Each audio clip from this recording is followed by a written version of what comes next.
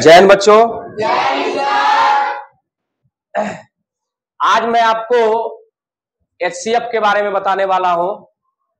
देखिए, HCF ये 3 पार्टों में विभक्त है, 3 पार्ट से बना है। H for highest, C for common और F फॉर फैक्टर होता है ना। हाईएस्ट कॉमन फैक्टर, देखिए इसका हिंदी होता है महत्तम समापवर्तक, है ना। क्या होता है? महत्तम समापवर्तक होता है। अब महत्तम समापवर्तक क्या है, इसका क्या डिफिनीशन हम लिए हैं, इसके बारे में जरा सा जानते हैं, है ना। 2 या 2 से अधिक संख्याओं का महत्तम समापवर्तक वह बड़ी से बड़ी संख्या है जो प्रत्येक दी गई संख्या को पूर्णतः विभाजित करती है। देखिए, इसका मतलब हुआ कि जैसे मान लीजिए कोई भी 2 संख्या है, जैसे मान लीजिए 8 है और 10 है ना। 8 और 10 है, समझ रहे हैं। या आप 12 भी लिख सकते हैं, 14 भी लिख सकते हैं।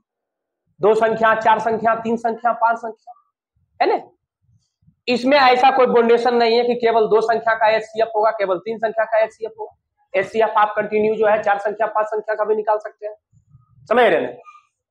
तो यहां पर एग्जांपल हम ले रहे हैं कि जिसे मान लीजिए 8 और 10 का HCF निकालना है ना। तो HCF जब इसका निकालते हैं तो सपोज दैट मान लीजिए इसका HCF आता है 2, है ना। तो 2 एक है ना, इन दोनों संख्याओं को है ना पूर्णतः विभाजित करती है। और 2 जो है आपका यहां पर बड़ी से बड़ी संख्या होती है ना। देखो क्या लिखा है, वह बड़ी से बड़ी संख्या है ना जो प्रत्येक दी गई संख्या को पूर्णतः विभाजित करती है। आप 2 से अगर 8 में भाग देते हैं, है ना, तो 8 जो है पूर्णतः विभाजित हो जाता है, शेषफल 0 आ जाता है। 10 में 2 से भाग देते हैं यानी विभाजित करते हैं तो 10 भी पूर्णतः विभाजित हो जाता है, शेषफल आपका नहीं बचता है, शेषफल 0 हो जाता है, समझ रहे हैं। महत्तम का मतलब ही होता है बड़ी, है ना, बड़ी से बड़ी संख्या। तो हम किसी भी संख्या का महत्तम जो है 2 विधि से निकाल सकते हैं। महत्तम समापवर्तक 2 विधि से निकालते हैं।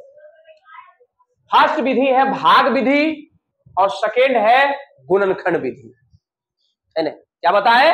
भाग विधि और गुणनखंड विधि, समझ रहे हैं।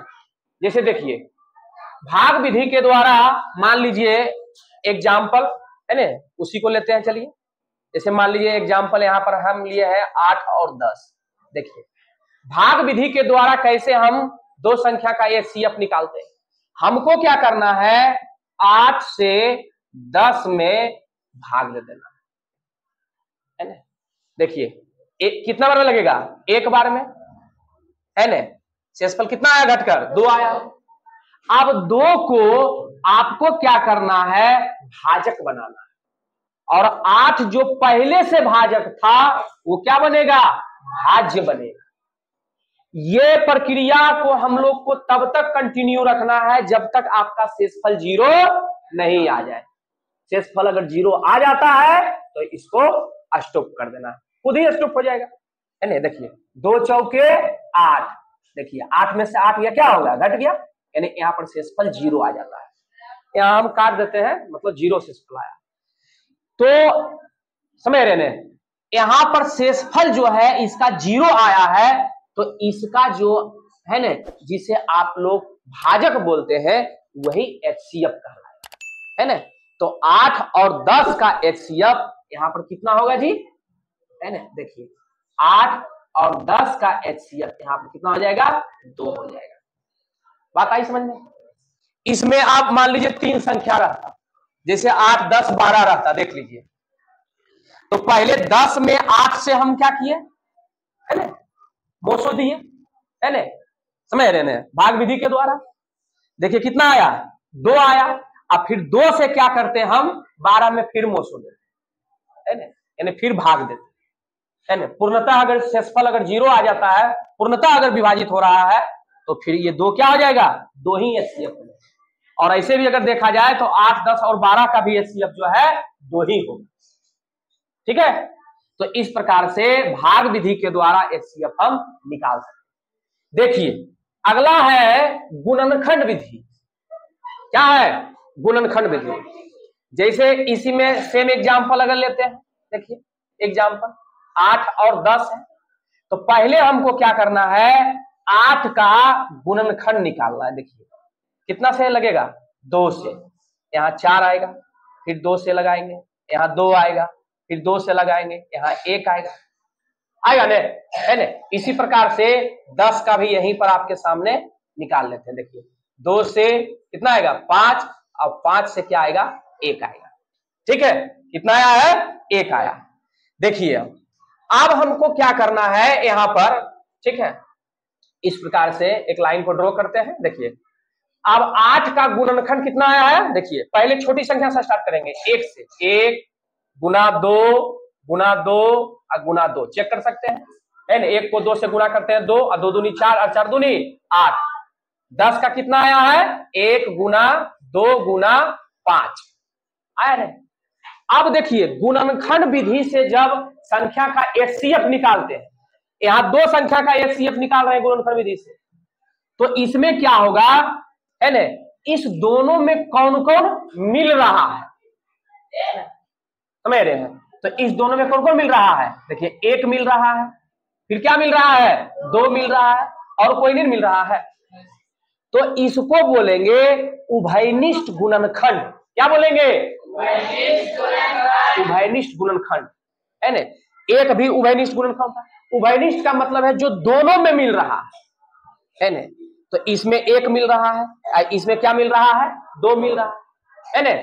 इसलिए इस दोनों संख्या का HCF जानते हो क्या हो जाएगा, देखिए 1 मिल रहा था, 1 को लिखेंगे मल्टीप्लाई के रूप में, 2 मिल रहा है, 2 लिखेंगे, है ना। अब इस दोनों को क्या करेंगे, गुना कर देंगे, 2 को 1 से गुना करेंगे कितना हुआ, 2, तो 2 आंसर हो जाएगा। देखिए आंसर सेम है, आंसर सेम है ना, इसमें भी 2 आया है और इसमें भी 2 आया है। अगर 3 संख्या का मान लीजिए गुणनखंड विधि से HCF निकालते, तो जो तीनों में मिल रहा है HCF में, हालांकि पहले वाले भी वीडियो में, LCM वाले वीडियो में हम बता चुके हैं आप लोगों को, है ना, जो तीनों में मिल रहा है ना HCF में, 2 संख्या का निकालेंगे जो दोनों में मिल रहा है, 4 संख्या का निकालेंगे HCF जो चारों में मिल रहा है। लेकिन LCM में ऐसा नहीं होता है। LCF अगर 2 संख्या का निकालेंगे LCM जो दोनों में मिल रहा है, जो नहीं मिल रहा है उसको भी लिखते हैं। 3 संख्या का LCM निकालेंगे जो दोनों में मिल रहा है ना, फिर जो तीनों में मिल रहा है ना। तो LCM का थोड़ा सा कंडीशन अलग है, लेकिन HCF में एकदम फुल्ली शर्त है कि अगर 2 संख्या का HCF निकाल रहे हैं तो जो दोनों में मिल रहा है उसको लिखेंगे, 3 संख्या का HCF निकालेंगे जो तीनों में मिल रहा है उसको लिखेंगे, और आपस में क्या करेंगे, मल्टीप्लाई कर देंगे, वो आपका HCF का लाएगा। बात आई समझ में, है ना। आप लोग हमारे चैनल को लाइक एंड सब्सक्राइब जरूर कीजिएगा, है ना। तब तक के लिए धन्यवाद, मिलते हैं नेक्स्ट वीडियो में।